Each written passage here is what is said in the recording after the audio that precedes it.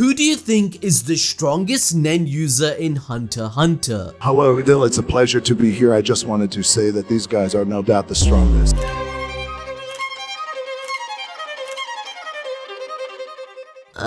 Nah, you're all wrong. It's this random guy who learned Nen only yesterday.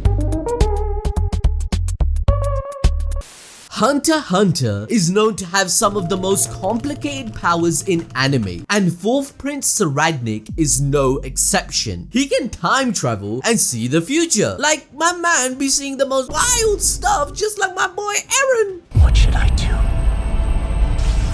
And now we have come to know some wild antagonists in this manga. I like 15-year-old calls. Ranging from a wide spectrum of evil. There's a man dressed as a clown who loves a challenge, to a man named Crollo Lucifer, who is the leader of the antisocial social club, and then an evolved ant that learns to believe that his power was meant to protect the weak who deserve to live. But what if I told you there was someone else in the series who can only be described as pure, unbridled evil, making everyone I just mentioned a moment ago seem like angels? Fourth Prince Saradnik has the ability to cause utter annihilation on the planet, and he won't hesitate to use it. But how is that possible, and why would he? It's rewind time. The fourth prince of the Karkin Empire is introduced during the Succession War. We find out that he and his siblings will have to slaughter each other until only one of them remains. The sole survivor will succeed King Nasubi to become the next emperor of Karkin. As if this battle royal wasn't brutal enough, many of the princes are literal kids. And I'm talking about the last Prince Wobble. He's a newborn infant. Togashi be writing Hunter x Hunter like this, bruh. Him, her, him.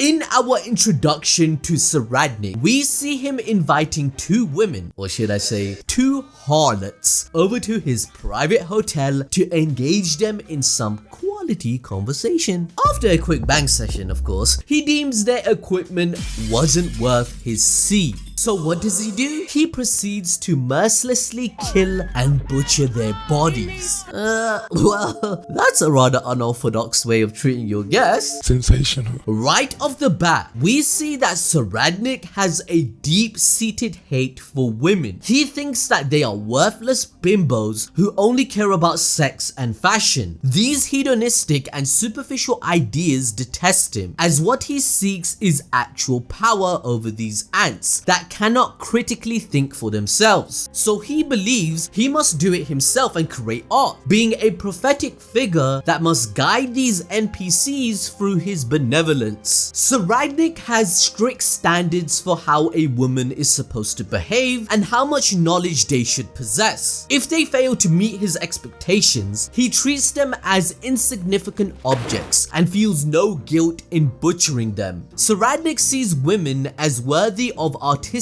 admiration, but ignores their value as humans. Such fierce and internalized misogyny can only be explained by a troubled childhood. Through the brutal culture that is the Karkin Empire, Saradnik suffered a traumatic experience when he was young. Every child was born with the ritualistic obligation of killing their siblings in order to succeed their father. This would develop a sociopathic mindset in a child due to the fact that retaining power is the sole reason they exist. In chapter 350, this is highlighted in Wobble's mother's explanation of the war and how their upbringing was to Kurapika. She states that a mother to one of the princes must conduct herself as royalty. Their sole purpose in life is to raise children who will inherit the throne later in life. So this culture led to a very oppressive environment where all your desires and goals as a person gets flipped on their heads once you become a royal. For example, just look at Wobble's mother herself. She came from an impoverished background and reveled in wealth when she became queen. But with the succession war starting and giving birth to her daughter, her life isn't her own anymore. She even states that she expects to die on this expedition. Similarly, fourth Prince Saradnik suffers by being the second born son of Queen Mother Unma. His full brother is first Prince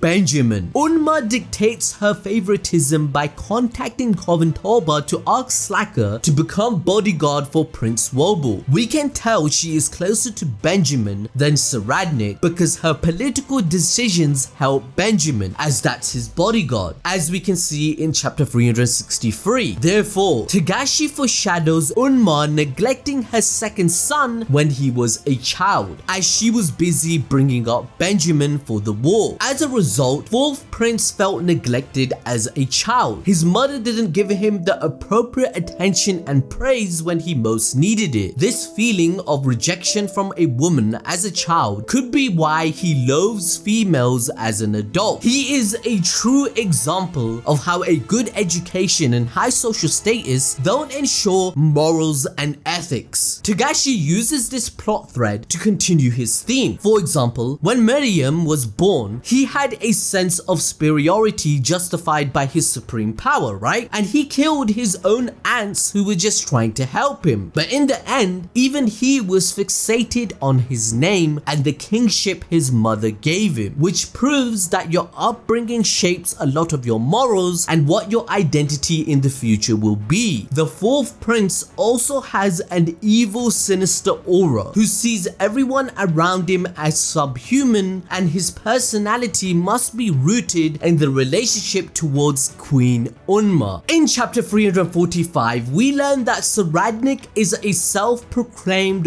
Renaissance man, an artiste extraordinaire. He is a man of culture with a wide range of interests, from football to philosophy. He has a keen sense of acumen in all of them. My man even knows Messi is the GOAT. That's how cultured he is. But beneath this facade of intellect, Saradnik is a putrid sociopath. He will stop at nothing, and I mean nothing, in his hunt for art. According to him, true artistic potential can only be extracted by going to extremes. This is just a fancy way of saying he regularly tortures his victims in the name of inspiring art. He views most people as pigs or fish, not worthy of living. Saradnik can be described as the face of vanity. If someone doesn't match his level of sophistication or knowledge, he calls them subhuman. The strong disdain for ignorance and stupidity, coupled with expecting everyone to be on par with him in all aspects, is the fuel for his immense power we will dive into later on. This man has the Nen ability of 1 in a billion. However, these subhuman pigs can still be used to create beautiful art by transforming their bodies. Thus, the prince regularly murders people if they have special body parts to turn them into artifacts. This pursuit of exotic art leads Saradnik to become a body parts collector, which is the reason Kurapika gets involved in the succession war to retrieve his fellow Kurta clan members' eyes and avenge them. On top of that, this sick bastard also has Kurapika's best friend Pyro's head, whom we got to know in his one-shot. What makes a psychopath blend in with society so well is their ability to hide their insanity. The fourth prince is a master at this, as his exterior comes across as very charismatic with courteous mannerisms and vast knowledge. Think of Patrick Bateman from American Psycho, luring his victims with his charm and then murdering them without any sense of remorse. When the succession war is first announced, we see Saradnik elated at this prospect of killing his siblings. He is especially excited to defeat Benjamin, the first prince, and if you were paying attention earlier, that's because his mother favors him. The brothers are extremely competitive in nature. There is no love lost between them, as they both vow to kill each other. Saradnik has insider knowledge about all the princes based on his keen intuition. He is determined to be the best amongst all his siblings and ascend the throne. His ego tells him that his siblings are inept at ruling the Tarkin Empire, calling them rotten pieces of shit. Man, What did he do to make his dad mad? Well, that's a good question. Going into the succession arc, Saradnik already has a pretty big advantage due to the political system of Karkin. His mother is the first queen, which means it puts him in a similar position to the 3 princes preceding him. He enjoys immense political power and is already a favorite to win the war. Before the contest began, all the princes were required to go through the seed urn ceremony. It is a Karkin royal family tradition where the host offers a drop of their blood to the urn and then puts their hand in its mouth-like opening. Following this, a Nen beast who is invisible to the naked eye emerges out of the urn. She feeds an egg to the prince, which hatches into a guardian Nen beast. Wait, hold up now. A guardian Nen beast? What even is that? Well, a guardian spirit beast is a creature formed out of Nen, and they are parasitic in nature. It feeds on the aura of its host's body, which in this case would be the prince's aura to gain energy. Their primary role is to protect their respective host against any sort of harm, be it bullets or Nen abilities. However, they cannot attack other Nen beasts or other hosts directly. Each of the 14 princes has a different guardian Nen beast. The abilities and appearance of the beasts are highly influenced by the host character's personality. So the more unpleasant the prince's personality, the more obscene and threatening looking their beasts are? We have already established that Saradnik is one of the most vilest and most terrifying characters in the show, so what does that mean? Oh no. Saradnik's guardian beast is straight up out of your darkest nightmare. I mean, look at that thing.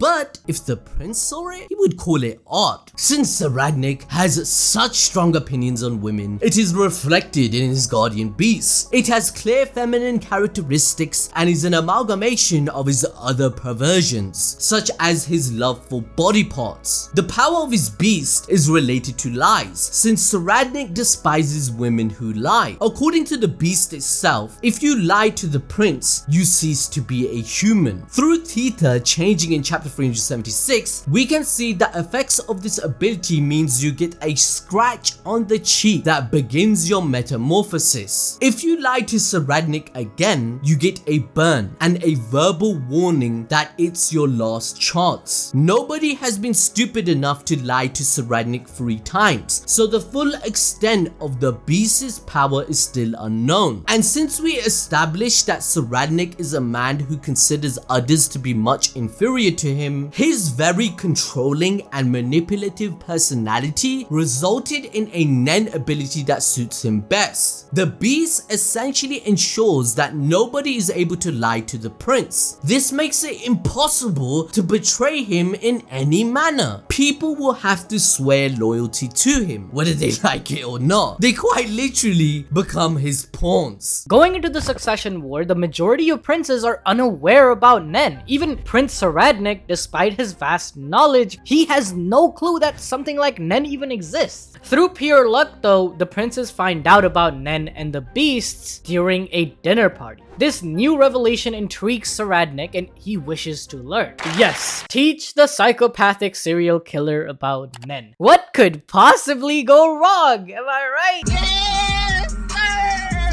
Well, you're about to see everything. In order to master Nen, Saradnik enlists the help of his top bodyguard Theta to teach him the various Nen techniques. Theta is aware of the monster that is Saradnik. In fact, she is the one who described him as pure, unbridled evil. And a Nen user can sense others' emotions and feelings through the aura they emit, which makes her almost shit bricks. After witnessing the terrifying creature, Theta says that Saradnik is the one person who can never be allowed to learn Nen. If he somehow manages to master the Nen techniques, chaos will rule the world and there would be no stopping him. Unfortunately for Theta, she had no choice but to oblige to the prince's orders. She decides to train him until she can find an opening to kill him for good. However, Saradnik has a natural knack to learn things very quickly and Nen was no exception, which caused alarm bells to ring. Theta was absolutely astonished when he managed to master Gyo, which is the ability to concentrate aura in one body part in just half a day. That means Soradnik easily surpasses Gon and Killua's potential when it comes to natural Nen disposition. In fact, he might have the most potential in Nen after Meruem. If Gon was 1 in 10 million talent, then the 4th prince is 1 in a billion. Now that is a scary thought, and there is no telling how strong he will get when he unlocks his full power, but the world will not be safe anymore. That's guaranteed. Theta realizes this too and tries to slow his training. However, Soradnik quickly understands that she's intentionally doing this. He confronts her about it and Theta tries to deny it, saying her method is the safest and most appropriate. As placid as he can be, Soradnik just makes one simple remark. You know what the one thing I hate most in this world is? It's a lying bitch. So can I really trust you? That's what he literally says, right? This comment chills Theta to the core, and she has no choice but to fold. It is here where we see Soradnik's Nen Beast's ability, leaving a scratch on Theta's cheek for lying. After mastering Gyo, Soradnik proceeds to take the water divination test. The leaf withers away and the water produces a powerful stench. This lets us know that he is a specialist and shows the extent of his sinister aura. What this basically means is that his Nen abilities have no bounds, which makes his potential unlimited. Over the next few days, Soradnik gains a mastery on Ten and Ren without putting in much effort at all. We once again get a glimpse of his evil aura, and Soradnik is so naturally gifted at Nen that he subconsciously summons another Nen Beast. Yes, this motherfucker doesn't even know that he has 2 Nen Beasts protecting him. Theta takes a look at both of these beasts and decides Soradnik needs to be killed immediately. This is a great example of why Nen is such a tightly guarded secret in Hunter x Hunter world. Nen can unlock great potential in human beings, but this power can also be used for great evil. In the case of Soradnik, Theta points out that he has the ability to change the world for the better with his unprecedented Nen potential. But unfortunately, he is only going to use it to wreak havoc in the world to pursue his inhumane endeavors. She then decides to teach Zetsu to the prince as the final part of his training. Zetsu is a Nen technique that closes one's aura completely. She plans on assassinating him once he starts practicing Zetsu at a high level. This, in theory, would be a foolproof plan to kill him because his guard would be down, and since his aura is closed off, his Nen Beast wouldn't be able to protect him. But as we all know by now, Soradnik is simply built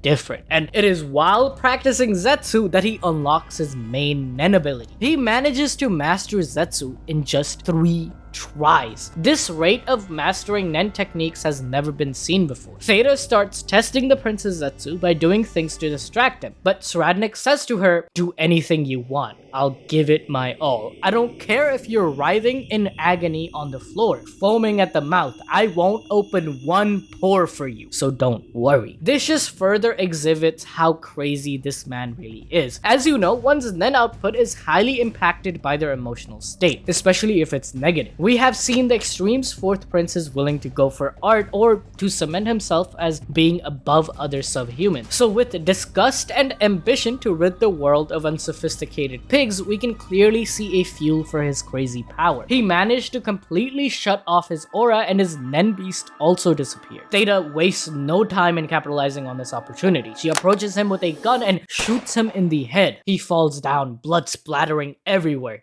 Dead. The biggest threat to the world has now been vanquished for good. It's finally time to celebrate, right everyone? That's what I think.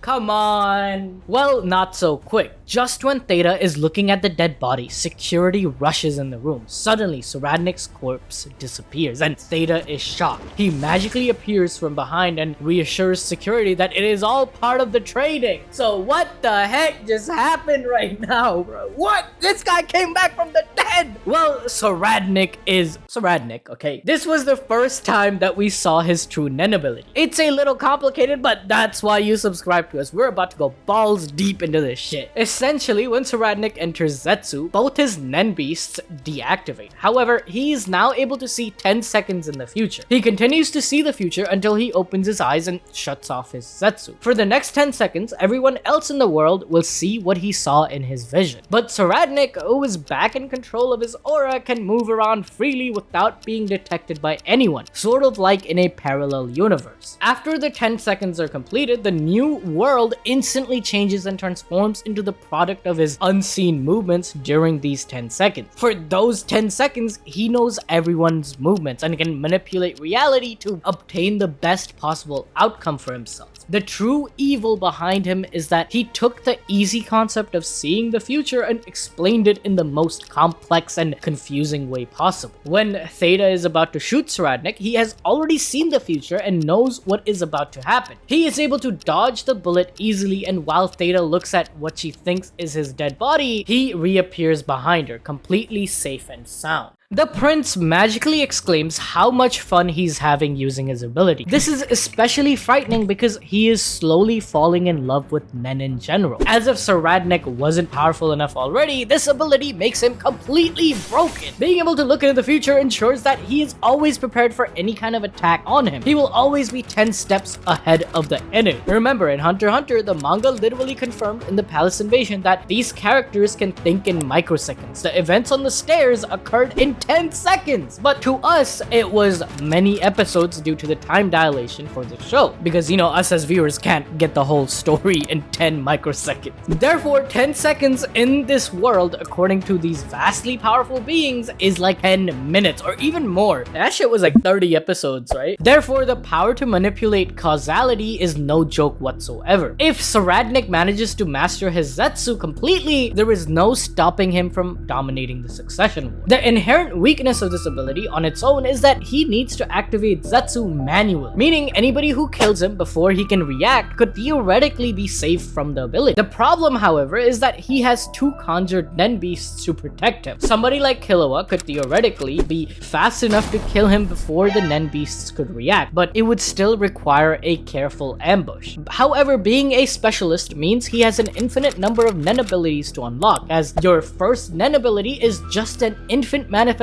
of the basic principle before you have grown to make it your own. For example, Killua transmuted electricity and used it to amplify his punches or attacks, but he only evolved it and gave it identity, making it his own during the Chimera Ant arc with his Godspeed and Thunderbolt. Soradnik's potential is even greater than Killua's, as he can not only expand on his current Hatsu, but create a completely new ability through being a specialist. This is all we know about the 4th Prince Soradnik as of now. If he continues to master his Zetsu at this rate, there is no telling how powerful he can possibly get. All current signs indicate that he's being set up to be one of the most OP and complex characters in the series. Every second that Soradnik is allowed to live and master his Nen, he becomes even more of an astronomical threat to the world, greater than even the likes of Miriam. If you want to enjoy more peak fiction, then learn the secrets of Hisoka's past. Watch the video on screen right now.